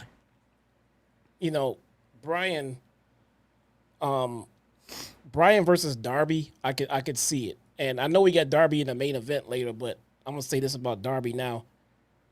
Darby Allin is highly touted as, barring any reckless stunt or tremendous injury, Darby Allin is widely touted as the absolute future of AEW. And I could see Bryan wanting to work with Darby before he leaves, just to get that under his belt. I feel like Darby is the crowned heir apparent. He's already completely over. Darby Allin can't do any wrong. Darby's one of those guys that will probably never turn heel. He is just he is this generation's Mick Foley, if you will. And he's garnered that much respect around from a lot of his peers. So I can see Bryan definitely wanting to work with him in a match at Arthur Ashe Stadium, man. Yeah. Again, it's a good problem to have. I'm predicting Bryan to win the World Championship at All In. And again, this is it's unpredictable going into Wembley, man. I appreciate AEW for really kind of adding to the stakes here for this championship match. So I'm looking forward to it. We got Roosh, the Beast Mortas. Oh, Jesus. And Roderick Strong against Mark Briscoe, Orange Cassidy, and Tomohiro Ishii with Kyle O'Reilly. They call the baby faces here the conglomeration. The fuck is that? Who? What? I thought it said Congolese. The conglomeration. What the fuck is that? And that sounds so painfully fucking uncool. It's so stupid. Why is Tomohiro Ishii on this show? I don't get it. Who asked for this? This was legitimate. Tony Khan had a dream last night before he came to the arena and said, "Hey guys, you know what? I think we need to see the Beast Mortas in a match tonight. 6-man tag." Nobody cares. I don't care. Jesse don't care. Nobody cares, man. I mean, it's a great lucha match. Get the fuck out of here. No, 11 minutes. Mortas, Roosh, and Roderick Strong win. Great. The fuck does it mean? Does it mean anything to anybody? Seriously, it's a genuine question. Can we get Adam Cole back so we can do something with God, Roddy? I can't wait for Adam Cole to get back. Roddy and Kyle and get those guys together and have some fun, man. I don't know what these guys are doing going into All In, nor do I care. If there's anything, I have no fucking clue. No. There was a Acclaimed segment here that I forgot.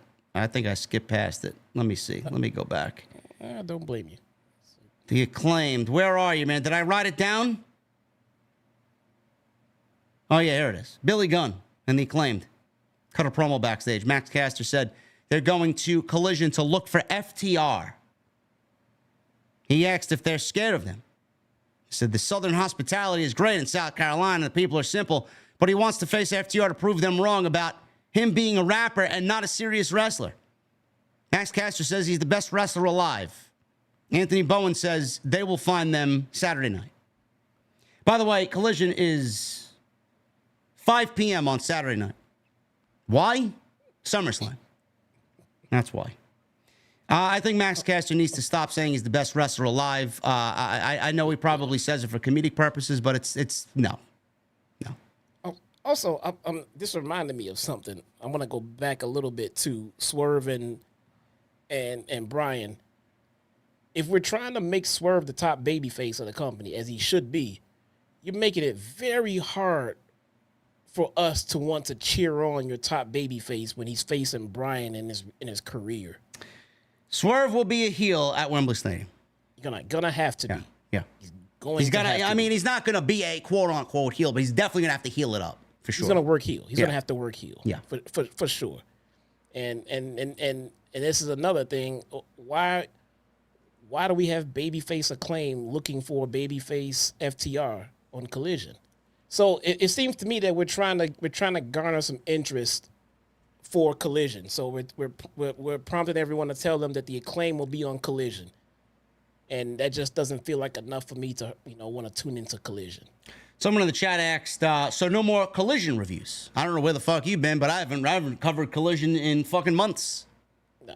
Now you see why. It's nothing more than Rampage 2.0. No. I was covering it until it became a complete waste of time. It's a waste of time. You miss Rampage. You miss, you miss Collision. You miss nothing. Nothing that happens on Collision directly affects Dynamite. And, I mean, you may get some blowback there from the AEW elitists, but that's the case. No doubt about it. JD, what do you think of Hologram? Oh, my God, dude. I mean, what do you want me to say about Hologram? We got Ray Phoenix and fucking Vikingo. And now we got Hologram. What does he do differently than those guys? Hologram. Hologram is nothing more than a gimmick that Tony Khan created because he used to play action figures back when he was a little child, and he came up with a wrestler named Hologram. That's why. I legit can't tell if you're just bullshitting or if that's a shoot. I legit don't know. No, I mean I'm just spitting bullshit out into the air. I wouldn't be surprised if that's actually the case. Yeah, I didn't. I'm not even trying to be like I don't know. Because I did hear that this was a personal pet project of Tony Khan. This whole everybody character. played action. I played action figures in my basement while I lived in my mom's house when I was a little child. Tony Khan probably did too, and I'm sure he had a wrestler named Hologram. Yeah, maybe, but it's not interesting. I see that they did vignettes, I'm told, and everything else, and I watched the debut. And look, man, the guy's spectacular in the ring. He looks like It looks like he can have a fantastic match with the Roosh, with the Ray Phoenix, with the Vikingo, but he also just matches their style. So there's no excitement to that at all. It's just, okay, he can do some fantastic spots. So basically what you're saying is Hologram has already hit a ceiling. For me, yeah. Pretty much. He hit that ceiling before we saw him. He goes nowhere. I mean, maybe he'll win a Continental title or a TNT title. You're not going to see Hologram on the marquee for a major show. Unless he takes that mask off and it was Ricochet the whole time in disguise. No. Then I don't know what this is. No. Maybe it's Shane McMahon in disguise. Could be. Maybe Shane McMahon is doing planchas and... Everybody thought it was Ricochet. No, it's not Ricochet. Ricochet's got tattoos. This man does not have tattoos. Yep, and he's definitely of a lighter skin tone. Yeah. Renee, she sat down with Mariah May. Renee asked for more of an explanation for why she did what she did to Toni Storm. Mariah said from day one, she wanted to be like Toni Storm. She said she gained her trust, then sliced her open and wore her skin. She said, Renee, what don't you understand? Renee asked, what did Toni Storm ever do to you? Mariah said she didn't do anything to her and gave her everything she ever wanted. She said Toni warned her the business would eat her alive. She says it was her time to eat. So Renee asked another question. Mariah interrupted and said she wouldn't answer any more questions. So Toni Storm comes down out raging. She looks like she's got a jumpsuit on, and she starts yelling about Mariah. You said you loved me. I loved you too. And she's sobbing and she kneeled down right where the incident happened a couple weeks ago. They say you should find what you love and let it kill you. Well, at All In, it will be a romance of a lifetime. And she starts hitting herself with the shoe, and she is on the stage on her knees crying, and she's got this white makeup. It's almost as if she's going through a death scene in a fucking Broadway play. I like the presentation. I would have loved a little bit more of an explanation from Mariah outside of, well, Toni didn't do anything wrong. You know, she told me that the business is going to eat me alive, and I just needed to eat. I'm going to need a little bit more than that. Seriously. So here's what I like about what Mariah May is doing right now. She's doing what I feel like they should be doing with Chris Statlander. Between Mariah May's beatdown of Toni Storm and just things like this little insignificant interview with Renee, where she's just big leaguing Renee and she's just putting herself out there as to just feel fucking important. That's what I'm not getting from Statlander. I mean, that was a vicious fucking beatdown, and Mariah May, it was so good of a beatdown that she's still riding the wave of that heat that she got from that night. And then this just asshole interview that she did with Renee and disrespecting Renee. You can't disrespect fucking Renee Paquette, bro. No one will fucking like you if you disrespect Renee Paquette. So that's why she's fucking doing it.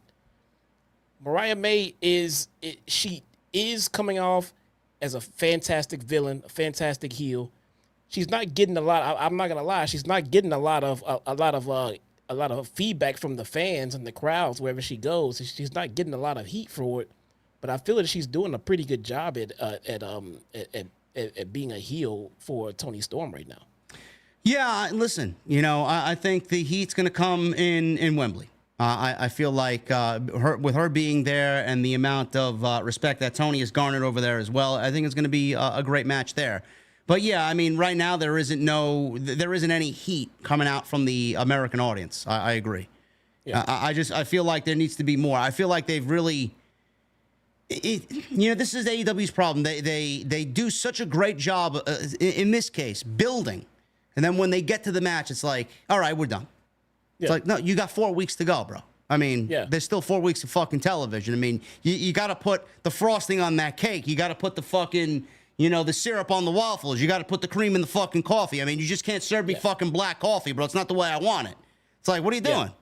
If they plan on coasting into All In from the heat, from that bloody beatdown, this feud is going to get very stale by the time we get to London. They got to have more. Yep. I don't know if it's contract signing coming up. I don't know if they got something else planned with them sitting down together. Something needs to happen, but I would have liked a little bit more of an explanation here. Yeah. We got Camille, who's now going by the Brick House. I thought WWE was the land of cringy nicknames. Holy shit. Here we go. Camille. Did you see what Camille was wearing at San Diego Comic-Con when she came out with Mercedes? I mean, I thought Jon Moxley looked bad as Bane. She came out as a fucking Bane man. Why are you still Tony? So why are you still Gray? Are you still? I'm Gray. Tony's gone. Fuck. Sorry. Whew. Camille coming out wearing fucking Bane's mask. Listen, man, I get it. It's Comic-Con. Hopefully it stays there. Yeah. I don't know. We got Bane mask. We got Brick House monikers. We've got Shane McMahon coming in. Come on, man. Come on. We got Camille. Camille's the shit Brick House, pal. He's the Brick House. Come on, man. All right, you know, we got the rumors of Shane McMahon coming in. That doesn't mean we got to take fucking ideas from his father, for AEW. Let's just call it a 10th wonder of the world. Why don't we? I mean, come on, man. She went one-on-one with Brittany Jade. Goodbye. 1 minute. Yep. Goodbye. Camille looked impressive. I mean, how else were you going to book her, man? You're going to book her in a fucking 15-minute Matt Classic? Give me a break. Come on. Not at all. I mean, if there was ever a Dustin said, quit using jobber. If there was ever an enhancement match needed on TV, you know, this is what we needed from Camille. Now, it doesn't mean we need to get it 4 weeks in a row, you know. But, yeah, this is the part where she's supposed to get her shit in, show us her moves, show us her moveset, things like that. Look, I'm not going to judge what I saw from this match on this one enhancement match. Because if I do that, I'm going to say she looked a lot like Jade Cargill. I mean, just big impact spots from a huge stature of a woman, and she hits them well. But the one thing they did with Jade while she was here, they hid her imperfections by highlighting what she does well, and that's kind of what I got the feel for here. I'm not familiar with Camille's work. Now, if she can, you know, maybe she might be a workhorse bell to bell. I don't fucking know. I'm just going by what I saw in this match, and it was nothing that impressive. It just looks like she mastered a couple of spots, and they showed those spots to us, and that was it. So Camille won by slamming her down face first into the mat. Nothing really uber impressive here. We you know, listen, I heard good things about Camille. I'm not going to judge Camille off this 1 minute match here. But after Mercedes joined Camille in the ring, raised her arm, she said everyone can see why they call her the Brick House, pal. God. She said she's been victimized for weeks by Britt Baker. Fans chanted DMD. Mercedes said she's trying to be diplomatic, but Baker has taken things way too far. She says it's like Britt is obsessed with her. She said Baker's actions got her suspended by her EVPs. She said Baker can't break down her brick house. She said AEW is her house now, and she's about to turn her house into a mansion. She also told Britt and said that she's losing to her, and that will be the greatest thing that happens in her career because money changes everything. I think she had a new name for this new partnership between her and Camille too. What was it? Monee Enterprises or Monee Corporation or whatever the fuck she said. What'd she say? Basically, Monee Inc. Yeah, Monee Inc. Yeah, Monee Corporation. Yeah. Yes, that's. I could deal with that. Now, is she getting a stable now? Is that's what I mean? Is this? So it sounds like to me. Does he just have a heavy, or are we going with the whole stable now? Kind of sounds like a stable's being brought to the table here. Billy wants to know what I think about the Renegade Twins joining Mercedes. I like it in theory, Billy, but I got to tell you, I'm sticking to my Renegade Twins with a heel Thunder Rosa. I mean, I think that should have already happened by now. Yeah. I think they'd be killing it right now. As a matter of fact, they're not doing enough with Thunder Rosa. She's been back. She was world champion, and then she just doesn't give a shit that she doesn't have her world championship back anymore. It's not working for me. Yeah, this fell flat. I mean, I don't know what they're. I mean, I guess this gets them through another week with Brit now getting suspended after what she did at Comic-Con. So, oh, she got suspended for that? I think so. Yeah, I think but that's. They gave her the match. How would they give her a match then suspend her? I don't know. I guess there was. They started a little scuffle there in public at the panel. But she didn't have a world title match. The EVP suspended. It's not like Tony Khan suspended her. The Bucks suspended her.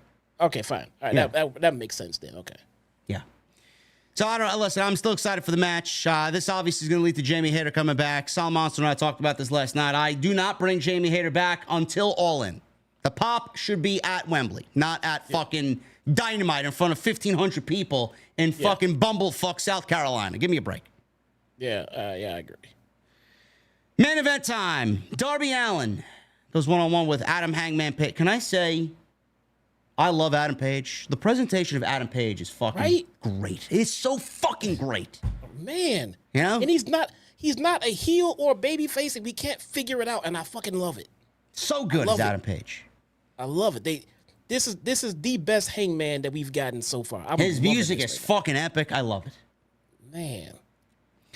So we got this match. Excellent main event. These guys obviously work very good together. This was like a classic old school AEW main event here. He hits a coffin drop off the entrance tunnel, does Darby Allin, because they battled up there after a little bit. We go to commercial. We come back from commercial. Page was in control, hits a spinning sleeper before punting Allin. Dueling chants from the crowd. They were into this. Obviously, everybody loves Darby. So Allin fought back, floating over a suplex and a springboard splash for a 2. All of a sudden, something weird happened here. The lights went out in the arena briefly. Everybody was confused. They came back on and nothing happened. Didn't we get a light outage in a main event a couple of weeks ago or something? I don't remember, but this was very weird. The lights came back on. The commentary was very confused, and I thought somebody was legitimately going to come out and attack someone, but nothing happened. Well, I remember asking about it, and then I don't even know if it was on here or via text. And you say, yeah, I thought it was the House of Black or something like that. Oh, yeah, that happened. What was that, Collision? Something like that. Yeah. I think we were texting about it. Like, why'd the lights go out? And you said you thought it was the House of Black. Yeah, like, what is going on with these Black? It's weird. Seems weird. So, as soon as the lights came back on, Allin was sent into the ring steps. Page set up the ring steps, whipped Allin into the steel steps. Allin vaulted over, leapt off, and was caught by Page, who repeatedly powerbombed him on the edge of the ring. And then a fallaway slam onto the edge of the steps. I wonder if those steel steps were shaved down like that steel chair was last week inside Blood and Guts. Can we figure that one out? No. Is that what they did to it? It was thin? I don't know. I'm just making a joke. Everybody, it's a shaved chair, man. They're supposed to have gimmicked it somehow. I mean, yeah, whatever. The way Mark Briscoe swung the fucking chair, I don't know if he was. Listen, I don't know what the fuck was going through his head, man. Maybe he was trying to mimic Shohei Ohtani. I don't fucking know. Hey, look, I'm not gonna lie. At the end of the day, this is one of those times where social media, for all its imperfections, can probably be a good thing. Because if we show that these chair shots are not something that's gonna make us happy, then they'll happen even less. We don't want these people to have CTE at the end of their careers.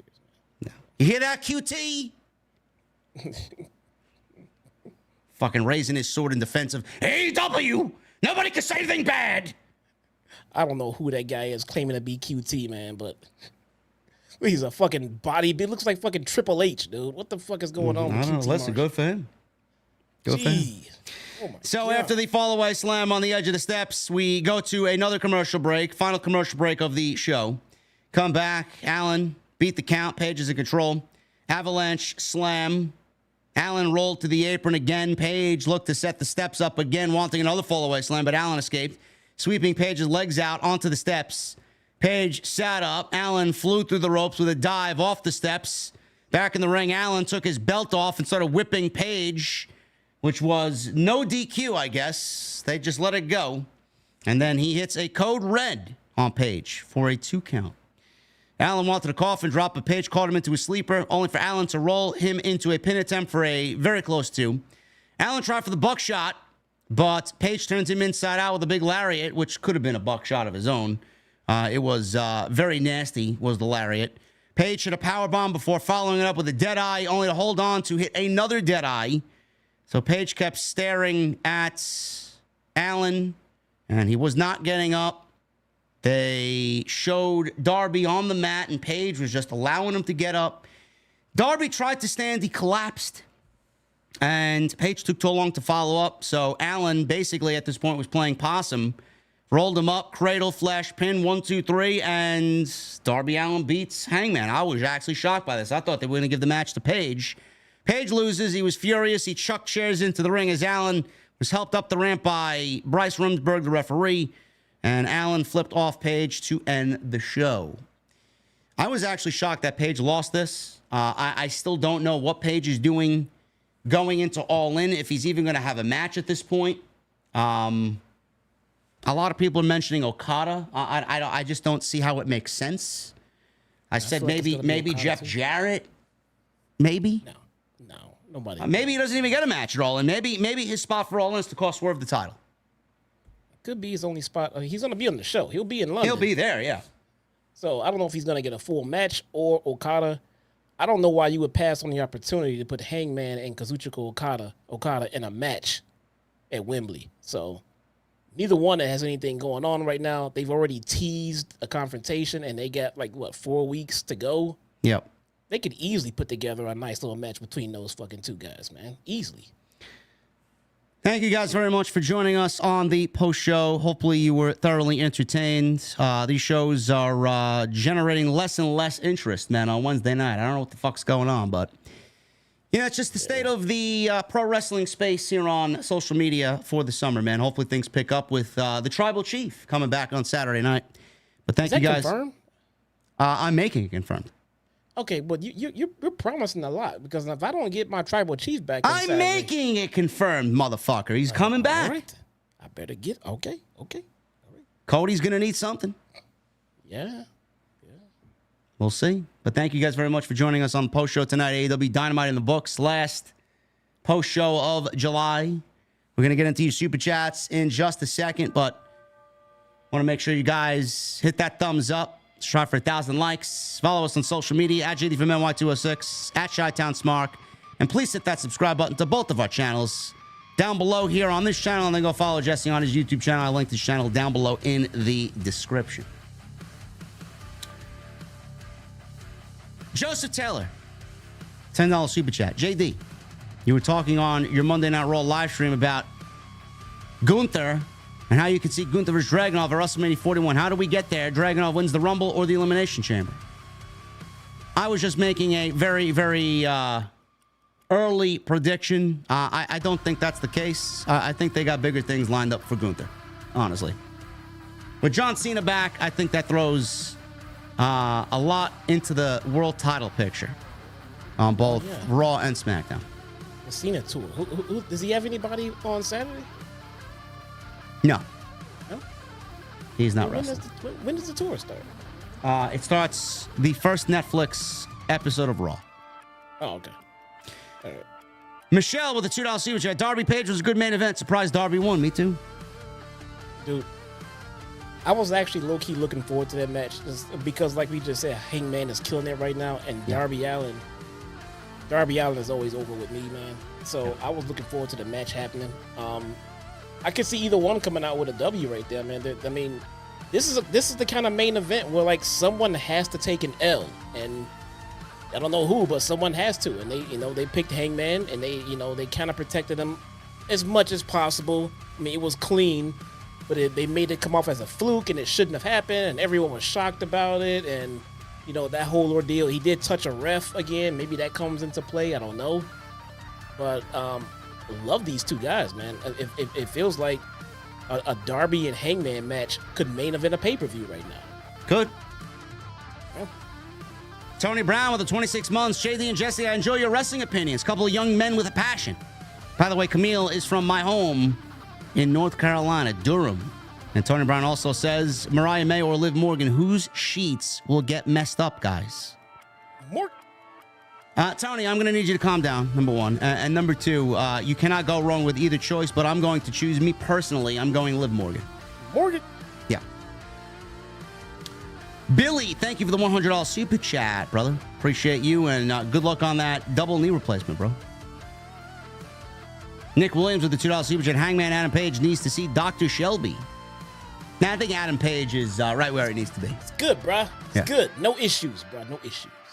Elizabeth with a $6.99 in the loving memory of the most sweetest cat in the world, whose meows always put a smile on our faces, Princess Bacardi. Heart emoji. Thank you, Elizabeth. Pause up. Get some pause in the chat. Yeah, pause up. This is my second day in a row where I haven't cried. There we go. So there we go. Don't get used to that, man. I'm telling you. I know. It just pops up out of nowhere. And at least it did on me like a week later. Just I know. popped up on me. I'm anticipating it will. Mr. Team Bringer with a 199. Favorite CM Punk match in AEW and least favorite. My favorite CM Punk match is MJF. Dog collar match. And my least favorite, probably the 3-minute affair with Jon Moxley. Oh, God. That was... Yeah. Triple M. Billy found it. Pause up. There you go. Triple M with a $10 super chat. What's up, brother? Hearts out to Bungie employees laid off today. Warlock with Star Eater, Nova Bomb, Celestial is greater than Celestial Golden Gun. Strand plus Euphony broken. Out DPSing Hunters on Witness, doing 7 million plus damage. Warlock Master Race. Let's see what I got on my Titan yesterday, 2 days ago. Almost nice that everybody got a raid weapon. I don't. I don't have one. I got Spirit of Armamentarium for my Titan, and the Heart of Inmost Light. Okay. So double grenades and like double ability regen. It's just spam grenades and abilities, bro. It's insane. Consecration. It's insane, man. Raging Girl Gamer, thank you for re-upping the membership. Always appreciate Rage. Fixes a bind with a $10 super chat. Cop pulled me over for swerving. He came up to my window. I had Swerve's music playing, and I explained, I swerve when I drive. He understood this is how it is. He apologized and then let me go. Thank you, Fixes a bind. You're one hell of a fucking comedian, bro. Yeah. Duke Magnum with a $5 super chat. I think they need to do an angle where Shane joins the patriarchy. Christian could be a better father to him than Vince ever could. Listen. Christian Cage can do no wrong. I like that. Matt Fugitive with 15 months. 15-month member of the best podcast in the IWC. Thank you for everything, JD and Jesse. OTS for life. Thank you, Matt. Much appreciated. Edward Liu with 35 months. It was my birthday yesterday. Almost 3 years as a VIP. Am I missing something? But is the amazing lower third text removed from Hangman page now? I didn't notice. You know, normally they did that as comedic effect. I don't think there's anything comedy about Adam Page now, so they may have gotten rid of it. I don't think they do those anymore. I haven't seen anything funny in there lately. Mr. Team Bringer, the 199. Who is the main locker room leader in AEW? Bryan Danielson, Jon Moxley, and I would say Chris Jericho. Yeah. And Lucha Trooper with a $2 super chat. Are we heading for Hangman versus Okada at All In? I wouldn't be surprised, but I don't know how we get there. They got 2 weeks to tell that story. I don't think that's enough time. Yeah. Guys, that is all we got for you. We are going to get out of here, and I'm going to get some sleep because I got maybe 4 hours of sleep last night, and I am very, very tired. Honestly. Come on, man. I need a Master Crota. Who? I got my Necrochasm yesterday. Triple M with a $2 super chat. Jesse still needs Auli's. Gonna have to run it back. Yeah, we did run it. I got all armor. I got nothing. I got a nice Zauli's crafted. I got nothing. I got incandescent and demolitions. I know. I crafted an Abyss Defiant. Yeah. I started farming Crota to get the last of my Oversoul Essence. So I started farming them with the finisher glitch, so we just knock him off the cliff. Okay. And I got my last 4 Oversoul Essences. Now I need the Catalyst. Ladies and gentlemen, we will see you back here for Friday Night SmackDown, the go-home show for SummerSlam. I will be live Saturday night for SummerSlam itself, so we got a big weekend ahead of us. If there's any news tomorrow, I will let you guys know what's going on with the latest on Shane McMahon or anything else that's happening in the IWC. But until then, guys, thank you very much for a great stream. Make sure you guys follow me on social media at JD from NY206. Please hit that thumbs up, hit that subscribe button. Do the same for Jesse. And SummerSlam watch along on my channel. There you go. There we go. Until then, guys, I'll see you back Friday for the first stream in August, right here for Friday Night SmackDown on OTS. I will see you guys later.